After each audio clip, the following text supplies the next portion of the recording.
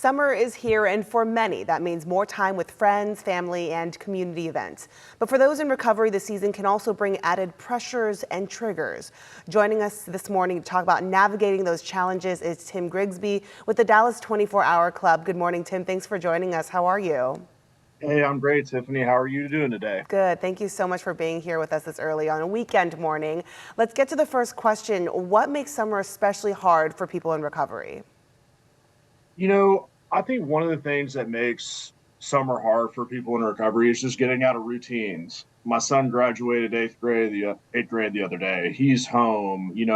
People are leaving town. People are coming in town, and it's similar to like being in an exercise routine. Like you're in a routine. We thrive in structure, support, accountability, and doing the same thing every day. And then it just starts to get really lax and we can kind of go to sleep on it, and that's not good. Staying in great habits is one of the things that we need to do. Do you feel like sometimes people underestimate the impact of social settings like cookouts and holidays, things like that? Yeah, I think you can. I mean, it's sometimes it's easy to get overconfident, and that's not a good thing.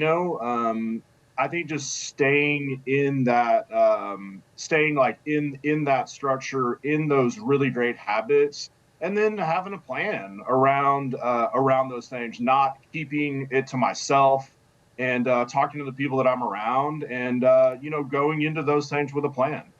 You said talking to people around. So we know, there are holidays like 4th of July that can obviously center around alcohol. How important is the community when helping people in recovery?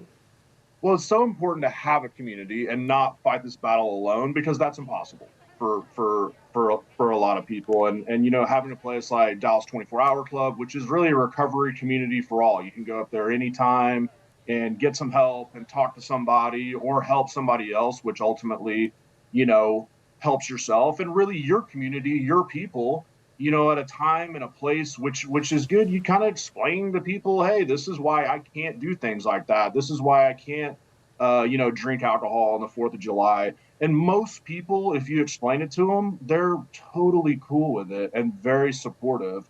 It's when we kind of hide it or really think about it too much and get in our heads that we can get into some trouble. Yeah, that makes sense. For people watching who may have a loved one in recovery, what do you hope that they understand about this time of year?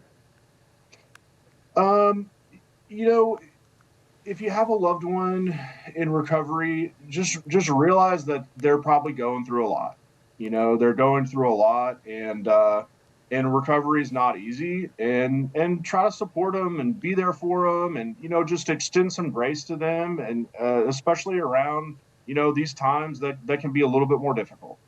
Absolutely. Tim, thank you so much for giving us your advice this morning. We know recovery is a long and difficult process, but having that support can make such a big difference this summer. We appreciate you. Hey, sure thing. Have a great day. You too. Have a good one.